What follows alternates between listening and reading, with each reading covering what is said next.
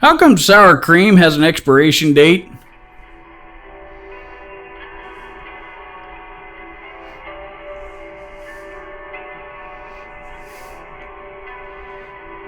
Yogurt too. You ever seen how that stuff is made? Ugh.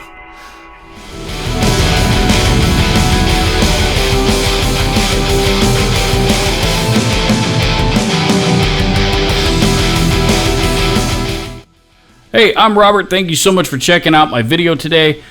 As guitar players, we all have that list of musicians who we feel never quite got the recognition that we felt that they deserved, aka the most underrated guitar players out there. That is what this list is dedicated to here today.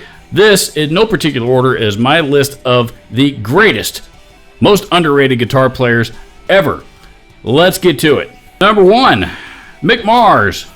Mick Mars never quite got the recognition that he deserved, despite being the only guitar player in a guitar-driven band like Motley Crue. All of those amazing guitar riffs and blazing fast solos and stuff that he played over the years, which a lot of stuff, by the way, is very, very difficult to play. Mick Mars wrote and recorded all of that stuff on his own. Unfortunately for Mick, it seemed to be the other 3 members of Motley Crue that always seemed to garner most of the attention. And I think because of that, a lot of people never actually sat down and analyzed his work and took the time to learn that, just how good of a guitar player he actually is. If you don't believe me, sit down, try and learn a couple of his guitar solos and see how easy it is for you to pick them up. Myself, being a pretty average guitar player, I've struggled with a lot of them. Number 2, CC DeVille. I've talked about CC DeVille before because he's actually one of my very favorite guitar players.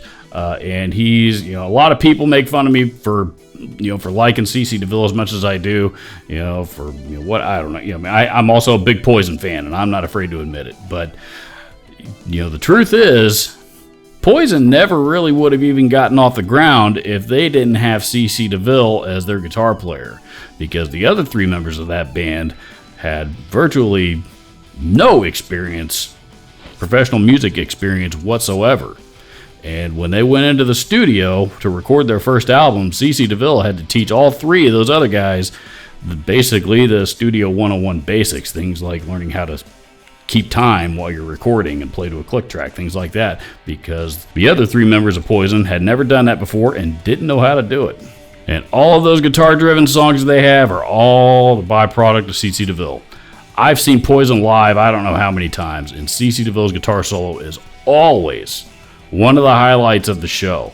If you've never seen them live, I promise you, go see it, and the guitar solo alone, CC's guitar solo alone, is worth the price of admission, and you are going to see just how good that guy really is. By the way, that dude plays fast. Number 3, Dan Huff. There's probably going to be a few people out there that are praising me for adding Dan Huff out there, but only a few, because there's a lot of other people out there that probably don't know who he is. Back in the late 80s, early 90s, there was a hard rock metal band from that era called Giant. And, Dan Huff was not only the guitar player of that band, but he also wrote all the songs and, is a marvelous musician. Go listen to the very first track on their first song. It was also their first hit, called I'm a Believer. That song opens with a ripping monster guitar solo, and you will hear from the get-go just how good he is. Unfortunately, these days, we don't get to see much of him. He's pretty much a unicorn, and he rarely makes public appearances, as he is now become more engrossed in behind-the-scenes work. He's now a very, very successful producer, across all genres of music, in the Nashville area, I believe. Number 4, Paul Stanley. Now, hear me out here, because Paul Stanley, of course, is also known as known to be the front man of Kiss, as well as their rhythm guitar player. But here's the reason why I think he's so underrated. Me being a diehard Kiss fan, he's actually always been my favorite guitar player in the band. I love Ace Frehley as much as the next guy, but I was always a Paul Stanley fan.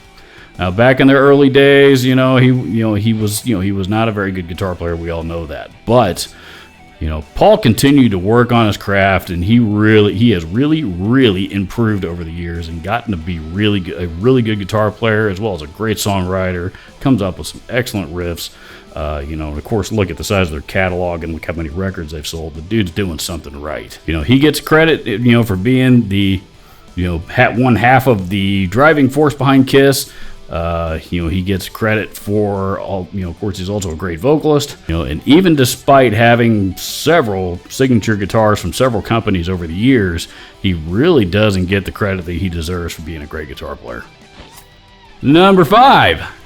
Prince. You know, there's probably several guitar players out there that are watching this video right now that just rolled their eyes because I included Prince on this list. But here's the thing. For, you know, amongst us guitar players, yes, we all know how great of a guitar player he was, at least most of us. But to the vast majority of his fan base, he was mostly known for being a pop star and a performer.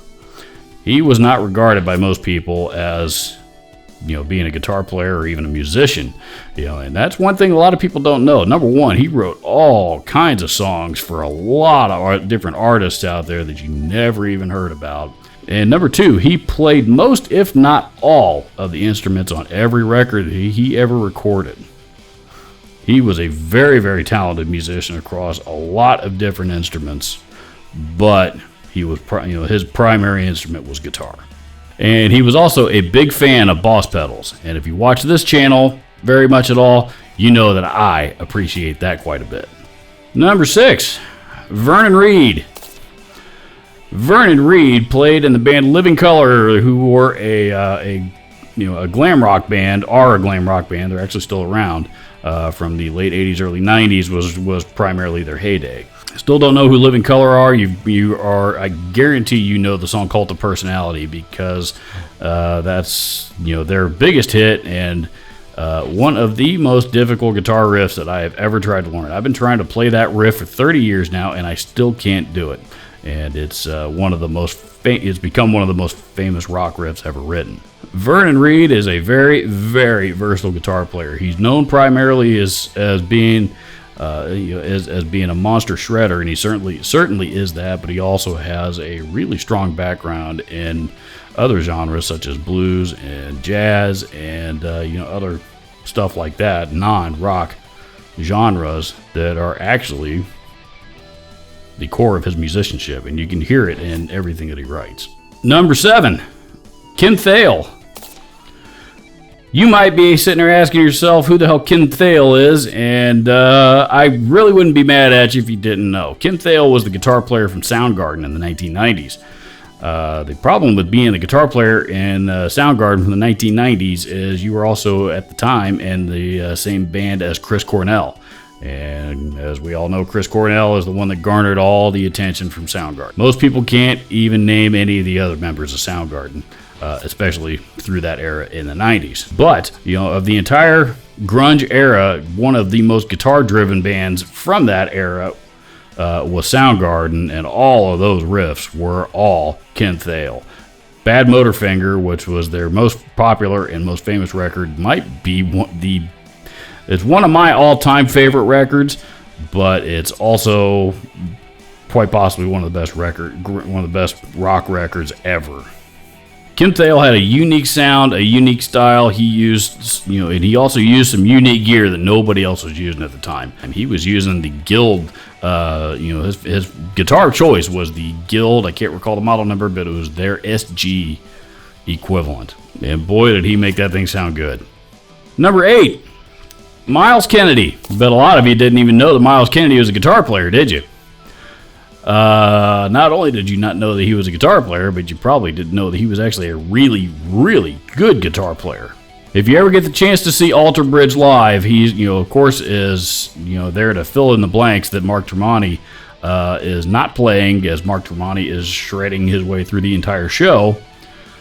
But there are several spots in the show where the two of them will actually play several dueling guitar solos, and Myles Kennedy is absolutely able to keep up with Mark Tremonti all the way. And if you're paying attention, you might also notice that he's playing some pretty complex rhythm riffs whilst singing at the same time. That is not easy to do. Myles Kennedy is known primarily for being a great vocalist, and he is a great vocalist, but he's also a monster guitar player. I really hope one of these days he puts out his own solo guitar record, just so everybody out there can finally see what he's really capable of as a musician. Number 9, John Christ. John Christ was Danzig's guitar player. You know, that really, really cool rock blues solo on, the most famous Danzig song of them all called Mother? That was John Christ. If you're also a Danzig fan, you're probably also familiar with a song called Snakes of Christ. It's got a really, really cool guitar riff. It's another one of my favorite Danzig tunes. Also John Christ. Great guitar player, and one that completely overlooked. Think about the last time you were in a conversation about great guitar players. When was the last time the John Christ name has ever come up? Probably never, if I had to guess. I gotta be honest, I was kind of going back and forth, and I almost included Kane Roberts in this entry, who was at one time Alice Cooper's guitar player, but I decided that, there are plenty of people out there who do know who Kane Roberts is.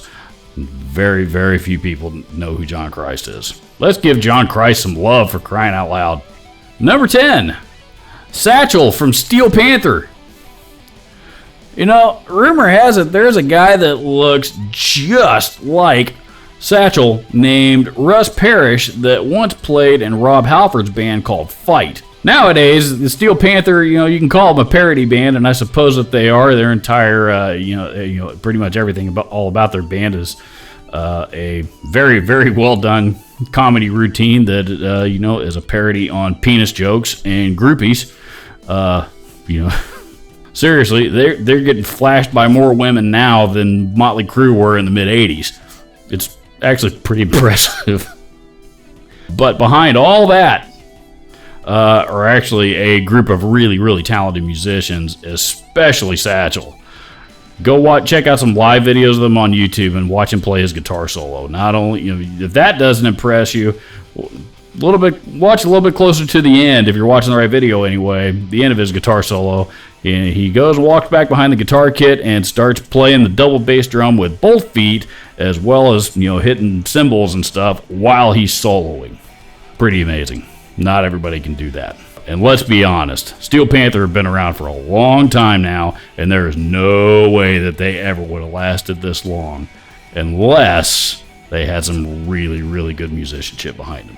And that is what makes Satchel great. So there we have it. There is our list of top 10 most underrated guitar players ever. Tell me, leave me a comment down below. Let me know who your most favorite underrated guitar players are. I'm sure we're going to get all kinds of stuff, and probably even a few people are telling me what should be on my list, which always, I'll never understand that logic, but okay. Also, hit the subscribe button down below if you haven't already. The like button, all that kind of stuff. Thank you so much for watching. We'll see you in the next video.